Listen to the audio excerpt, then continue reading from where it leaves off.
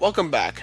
In the last part, I talked about where you can get Bakugan Pro cards and important symbols in the game. This part will focus on card types and energy, which are super important, so stick to the end. Let's start with energy. All I mentioned about energy last part is that it is a currency type in-game. Here though, this is where it gets more relevant as the series goes on. Next to the energy symbol, you'll notice a number. This is your energy cost, or how you play cards. You cannot play a card that goes above the amount of energy cards you have in play. Speaking of, energy cards are cards that cannot be played. Instead, they are used as energy tokens. I'll get more into how these work in part 4, but they have two states, charged and uncharged.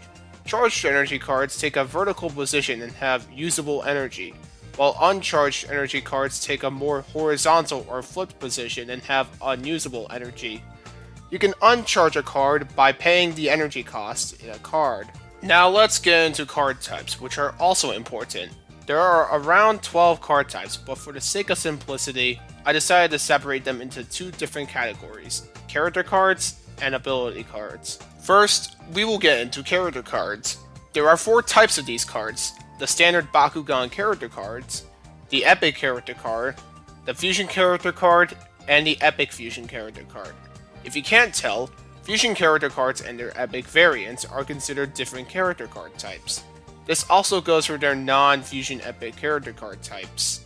Normal character cards have the following: a faction, the Bakugan's name, a Bakucore lineup, base B power, base damage, and an effect if applicable.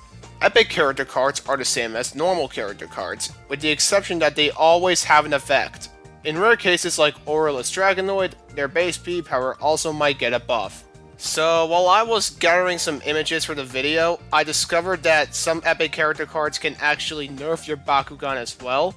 This is more for epic fusion character cards, because Darkus, Nilius, and Enoch from Shields of Astroya goes from 502 to its base stats in its epic character card being 304, which is considered a nerf in my part.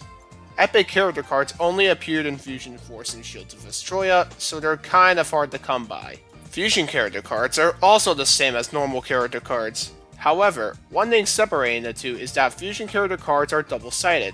One side is the starting, or unfused side, while the other is the fused side. You can fuse a Bakugan by either landing on a specific Bakucore or paying a certain energy cost. And finally, the same thing with a cooler name. Epic fusion character cards, mouthful, I know, are the same as their normal and non-fusion counterparts. However, one side has an effect while the other doesn't. There's also new ways to fuse, such as drawing a card, flipping a coin, or triggering a tag word, which I will get into next video. Now we move on to ability cards. There are 8 types of ability cards: Action, Hero, Evolution, Flip, Bakugear, Flip Hero, Geogon, and Nanogon. These are super important, so keep watching. Starting with action cards, they're cards that grant an effect as soon as you play them and go straight to the discard pile. You can play them during battle, or if possible, before you roll, or after the damage phase. These will be a common theme for these cards. Hero cards are very similar to action cards. However, when you play them, they stay in effect as long as they are in the field, unlike action cards. Careful, the effect isn't exactly permanent, as there are some ability cards that can destroy heroes. Evolution cards, Evo cards for short, are similar to heroes, except when you play them, you put them on top of your Bakugan's character card, and the stats and effects of the Evo card count instead of the stats and effects of your character card. Like heroes, they can be destroyed by ability cards. However, they can also be protected by ability cards too. Flip cards are very complicated. They cannot be played from your hand. Instead, you have the option to play them while you are taking damage. That's why the stop icon from part 1 exclusively appears on flip cards. Other than that, they're similar to action cards. In part 1, I also mentioned Bakugear. These cards are very similar to Evos, except instead of putting them on top of your Bakugan's character card, you put them directly underneath till you show the stat buffs the card gives. Since they are like Evos, they can also be destroyed by action cards. Some Bakugear cards in the Shields of Astroya set also have armor rating, which pretty much what it does is, when you flip a card, it takes the amount of damage on the shield instead of 1. So instead of flipping that card, it counts towards like what's on the shield. I don't know. Check out the Bakugan wiki for more information. Normally, you can equip one Bakugear card at a time, but some cards have dual Bakugear, which lets you equip 2 at a time.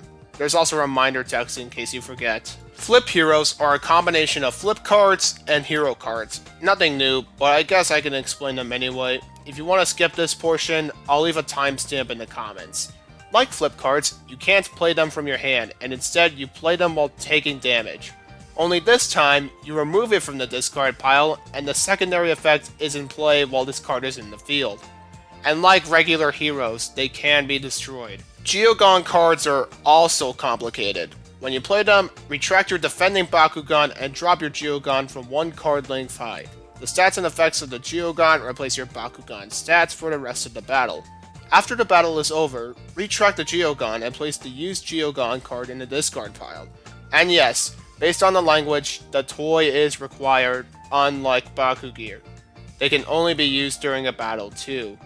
Finally, Nanogon cards are cards that cannot be put into your deck. Instead, they are a sub-deck that act very similar to ability cards from the original Bakugan Battle Brawlers game. They have a condition, and once the condition is fulfilled, you either get an effect or a B-power buff. Since they all have 2 or more effects, you can only choose one. And also the conditions don't have to apply to your defending Bakugan. The condition is based off of your entire team in general. That's all for part 2. In part 3, I will go over factions, along with their tag words, so stay tuned.